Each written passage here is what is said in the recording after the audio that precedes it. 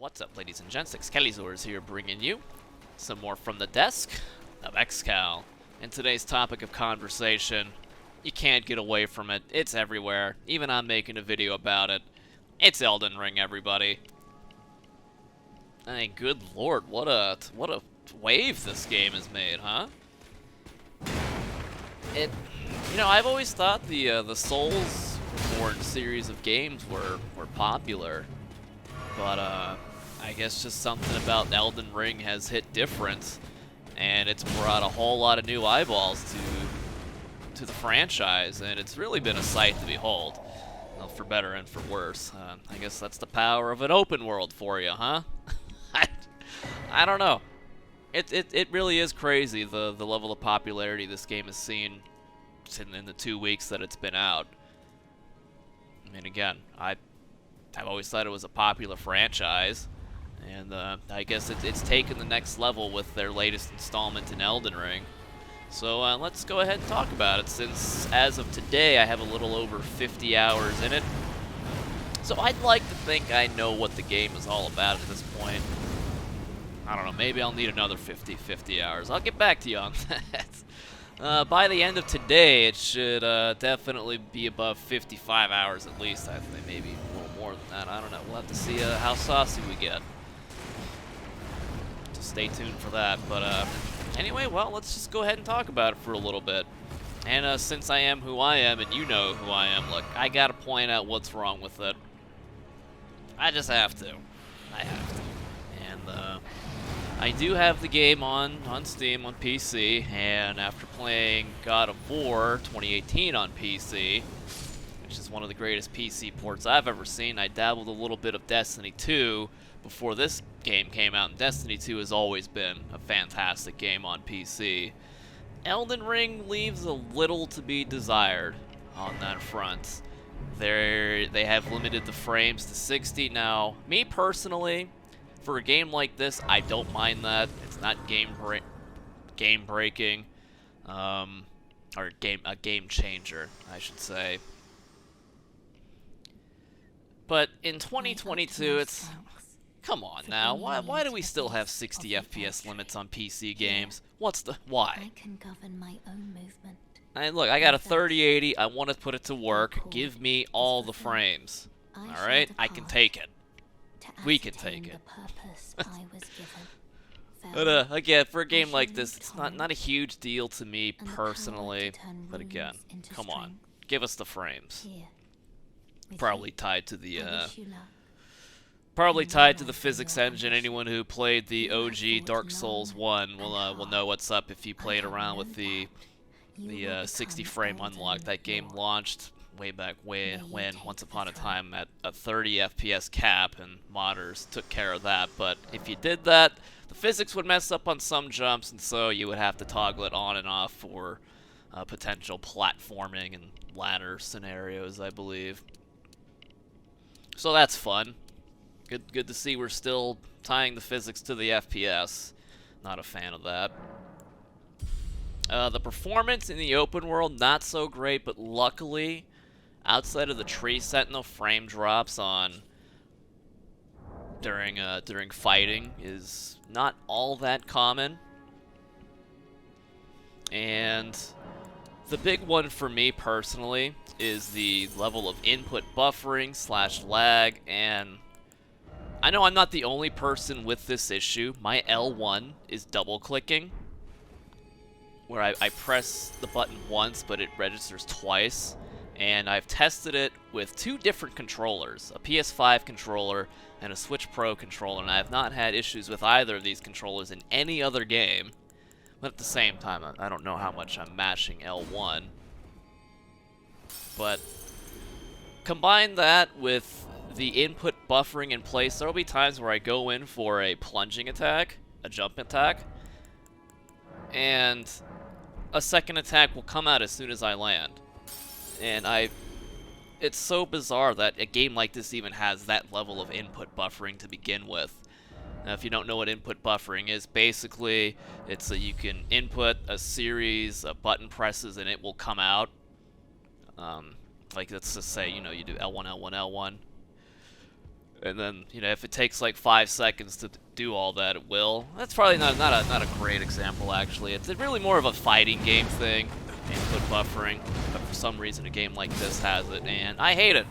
And in this game, it seems particularly a long window where this buffering can happen compared to previous entries. And I don't know, combine that, it's like I dual wield big ass fucking hammers, and I can't really afford to be standing in front of some of the things in this game for that long with that fucking long ass wind up on the second attack that I didn't want to come out. So if anyone else could chime in on their experience, if you've been a power stancing weirdo, I've not had that happen with the normal attack or the heavy attack. I think as far as I know, it's only been on the dual wield attack. So if anyone else could chime in, someone was trying to give me some potential fixes that involve turning off my keyboard and turning off or unplugging the keyboard, turning off the mouse before I boot it up, but that's just so goofy. So PC port, not the greatest, but I don't know, maybe in the coming weeks / months they can FromSoft can get that under control, hopefully. But alright, that's pretty much all the negative out of the way. What do I think of the game overall? I mean, Jesus Christ, look, I put 50 hours into it, and I'll probably end up putting 50 more, and I'll probably revisit it in a few years' time. Maybe it could even be a yearly revisit. I don't know. It's a great game. I'm having a lot of fun with it. And it's funny, like, there's so much discourse and negativity towards this game, and I just don't really understand why exactly, but I guess that's just the nature of when you get that popular and you bring that many new eyeballs to your franchise and they haven't experienced what this game is all about. I guess it was just bound to happen the more popular the series got. But really, Souls has always been like this. It's always been pretty tough, pretty unforgiving. The game will cheese you, and it's unapologetic about that. It's also vague, it can be confusing. Looking at that stats screen for the first time can be a little jarring if you don't know what you're looking at. And really, at the core of it all, Elden Ring really isn't that much different, at its core, from Demon Souls. However long ago that was, maybe, what, 2008, 2009? I mean, that was a PS3 game. Man, that thing feels like ancient history. Good lord, time flies. But this is what Souls has always been. You wander around, you find a weapon you like, you figure out how to make that weapon do more damage, you get more health, you get more stamina, and you slay shit bigger than you. And you move on. Then you get even stronger, and then you slay shit that was even bigger than the last guy. That is how it's always been, and Elden Ring is no different. Now, that's not to say they haven't made innovations as the series has gone on. They certainly have. Just to name some with this game. They brought back power stancing, which is great. Dark Souls 2 innovated that, where if you had 2 compatible weapons, you could get unique dual-wielding movesets. And with Dark Souls 3, for some reason, they took that away. There were some weapons that were inherently dual-wield, but it's not the same as power stancing. And with Elden Ring, they brought that back, and that's pretty much what I've stumbled my character into, is being a power stancing, hammer-wielding badass. And it's fucking great. I love, who doesn't love dual-wielding? Come on now. Dual-wielding is the shit. So happy to see they brought that back. Of course, the open world, that's new to the Souls series, and good lord, the map is massive. I'm 50 hours in, and I don't even think I've uncovered half the map yet. Like, it's crazy, and it's really well done. There's tons of points of interest. There's no stupid fucking climbing of radio towers the Ubisoft way. It's that you see something, you can probably get to it. Check it out. There's probably a big baddie in there, and there's a ton of loot. And all sorts of things that'll, you know, make your Elden Ring journey a little bit easier. And it's just the scale of it. And on top of that, too, the main dungeon areas where you find the demigod bosses, those areas, too, are also incredibly massive. I think Stormvale and Royal Capital, those are the two areas main dungeons that I've done so far. And I think Stormvale, I spent 3 or 4 hours in there, and the Royal Capital, I spent at least 2, I believe. And I feel if I went back from the start and checked it over again, there's probably stuff that I missed. You know, in fact, I guarantee there's stuff that I missed. The scale of this game is just truly, truly incredible. I mean, the amount of content that's in it is really just fucking impressive. Just what I've done so far. Again, I've put 50 hours into the game. I'm not even close to finished yet. My good lord, when you think the game is just about over, it reveals even more to you.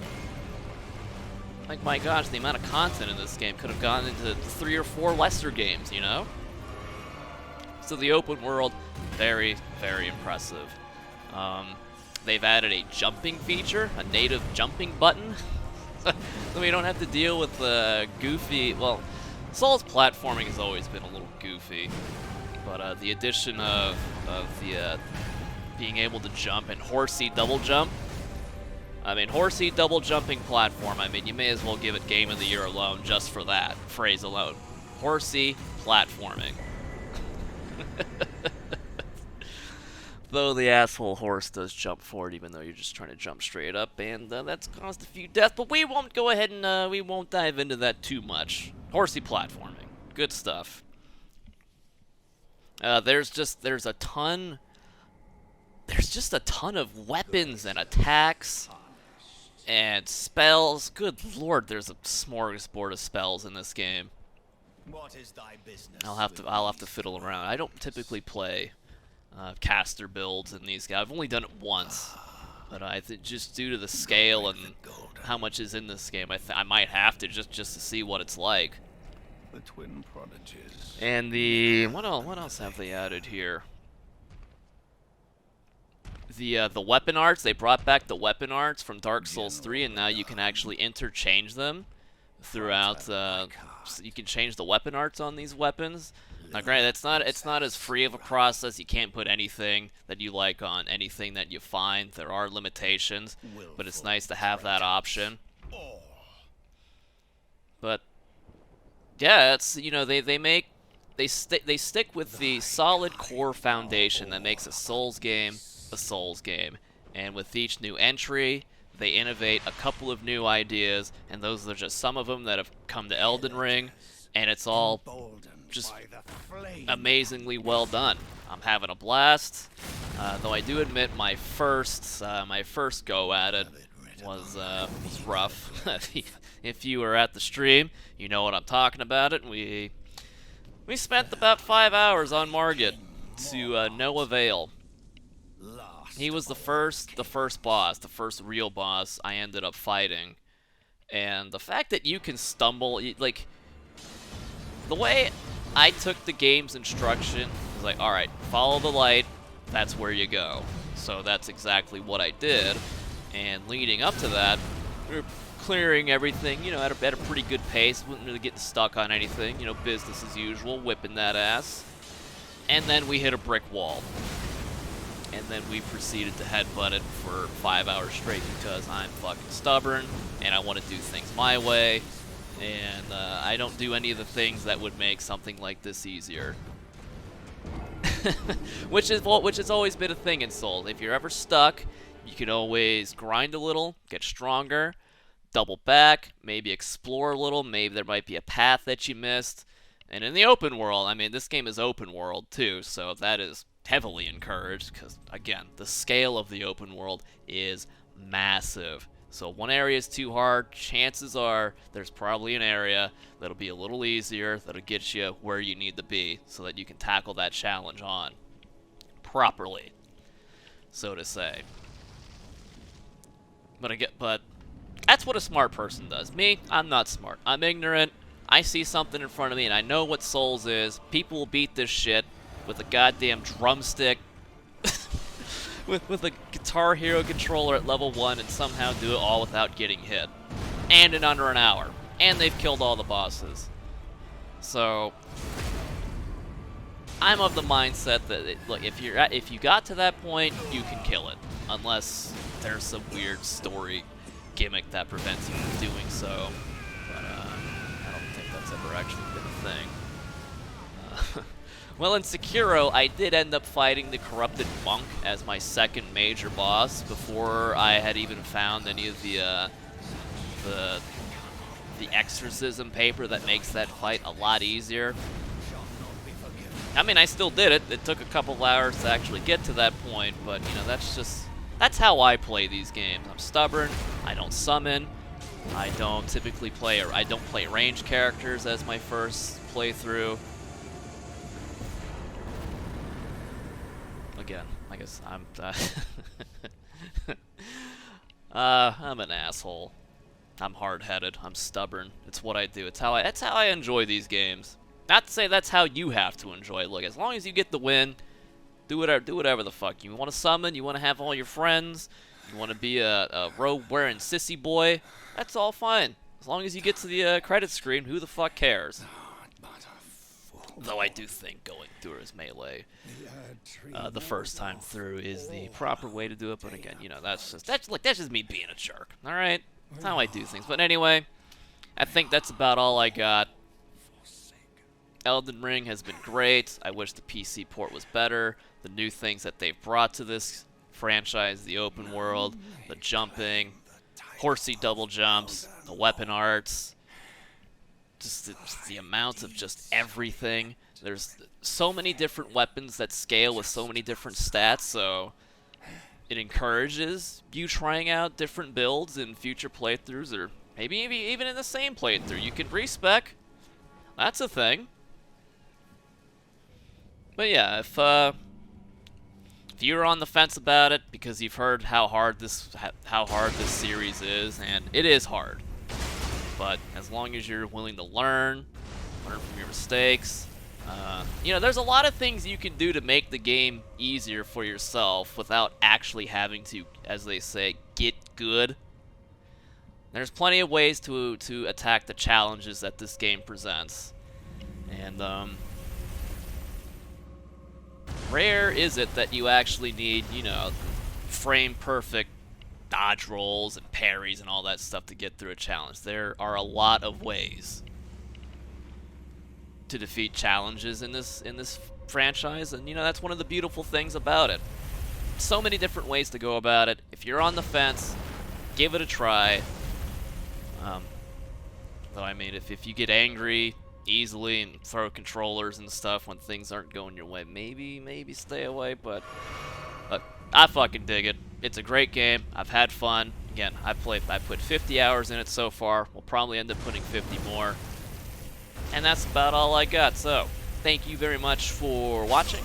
I hope you enjoyed, and we're out of here. Hey!